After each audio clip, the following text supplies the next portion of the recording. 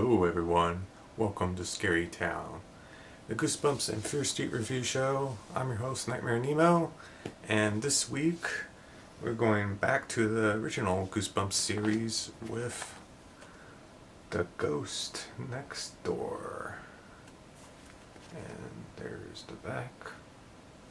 Tagline for this is, "There's a strange new kid on the block." And the back says, "How come I've never seen you before?"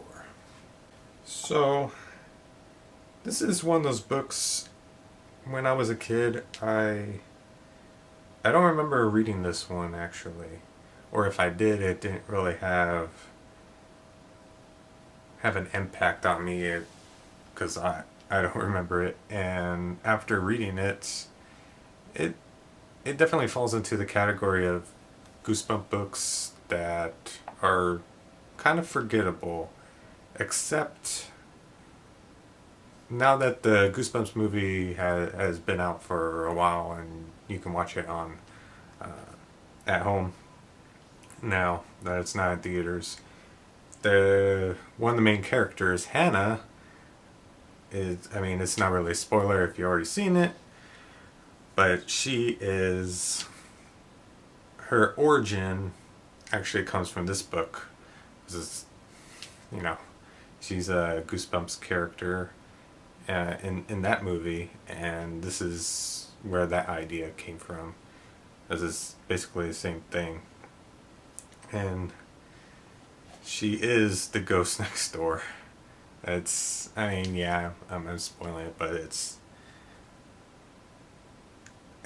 that's supposed to be the twist of this book, but the finale is much more than that. It's like the twist happens, you find out that she's the ghost, but there's more to it than that. It is, and I'll get into how I feel about the ending of the story. So of course our main character is Hannah, and she lives with her parents. She has two younger brothers. They're twins, and they're annoying because you have to have an annoying sibling in a Goosebumps book, And really, as far as the characters, it comes down to Hannah and her new neighbor is Danny, and there's a lot of things where they're trying to hint at her being a ghost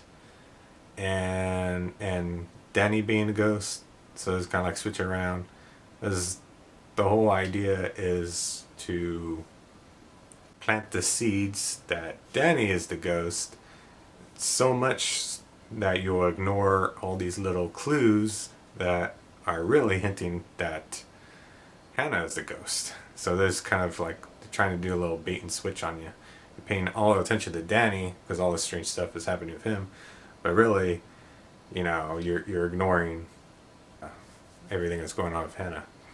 So she questions a lot of stuff, like he's moved in, but like she never actually seen a moving van or anything, or them actually moving in, and they kind of quickly become friends, and she asks a lot of questions, like, because they go to the same school, and it's like, do you know this person or this person? And he doesn't know them, and then he does the same thing to her, and she doesn't know any of the people he's mentioning. This book feels a lot like Let's Get Invisible, where there's not a whole lot to the story as far as things that happen, and it's kind of bland, where Hannah is convinced that there's something strange going on with Danny, because all these things don't add up to her, and she thinks he's a ghost. And so the whole entire book she's spying on him, like literally being a stalker and just following him around like wherever he's going, and then seeing what he's getting into. And then she confronts him a couple of times, saying like, you shouldn't have done that, you'll get in trouble, because Danny is running around. Two of his friends they're bad for him. They're bad. They have a neighbor on the street who is a postal worker, and he's like, that guy on the street where everybody everybody hates his guts because he's a real jerk to everybody, and they want to pay him back for just being mean to them, and so they try to play a prank on him, and it doesn't go over too well. And they do another thing where they steal ice cream from the local ice cream shop, and they almost get in trouble for that. So it's a lot of bad stuff, and all the while, of course, Hannah is watching and just like, you should have done that. These kids you're running around with, they're bad news, and then Danny's defending them like, they're not all that bad, and stuff. But he's young and he's very impressionable. We also succumb to peer pressure and stuff. And it's not overly preachy, but there's a lot of things that you're supposed to take away from this as a kid. Like succumbing to peer pressure, you know, knowing right for wrong and that sort of thing. And especially in the ending. The ending feels a lot like a Hallmark movie, something on like Lifetime, or if you're old enough, you remember those afternoon specials where it's trying to teach kids these morals and important lessons in life. So there's definitely some of that in the finale, and I won't really spoil that because it's actually pretty interesting in itself what happens with that, because all the while there's not really a villain, not really any monsters, nothing really scary, except that there's this shadowy figure with red eyes, glowing red eyes, that appears periodically to like try to scare Hannah, and you don't really know what the deal with that is until the very end. And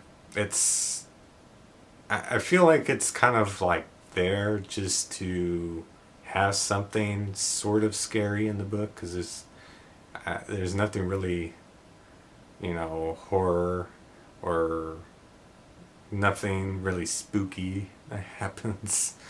It's really just Hannah just being a stalker and, you know, trying to learn this life lessons of don't steal and, be a good person. So the shadowy figure is not really built up upon, and then once it's revealed who or what it is, it's kind of lame and anticlimactic. So yeah, it's going to be one of those Goosebumps stories where it's trying to put out a message to kids, and I'm guessing that's why it's kind of forgettable, because the Goosebumps story is supposed to be fun and engaging and kind of spooky, and this is like none of that really. I mean, I appreciate the thought into having a story and the mystery. If you didn't know that Hannah was a ghost, I mean, that really is the only thing that really fuels the book. Because if you didn't know that, the mystery of it, whether Danny is the ghost or her, Hannah's the ghost, that would keep you wanting to read more. But without that, it's not very engaging at all. And really the only good part is the very end. As far as me personally, I didn't really enjoy it all that much because, like I said, there's not a lot that goes on, and there's nothing really supernatural, there's nothing scary, or you know there's nothing that I go into Goosebumps books looking for something kind of scary, and there's nothing in there for me for that. So as far as like would I recommend this, only to somebody that's being a completionist like me. Like I have to read all the Goosebump books, but it's not like terrible like some other ones that I've read. but then it's not really all that intriguing and such, even if you didn't know the mystery of who's the ghost is, and it's just kind of forgettable as far as the first Goosebumps book in the classic series that deals with ghosts. It's not all that great. Alright, so that's what about The Ghost Next Door. Honestly, it's pretty forgettable for a reason. Probably the best thing it has going for it is the connection to Hannah in the Goosebumps movie. And that's about it. You can just pass this along and find another Goosebumps book that's far more engaging and interesting than this one is. So that's it for this week. Next week we're going back to Horrorland, and we're going to continue to see how that series goes. This is the sequel to Save Cheese and Die was not that great, so hopefully this time around we'll get a much better book to look over. So until then, I'll see you guys next time.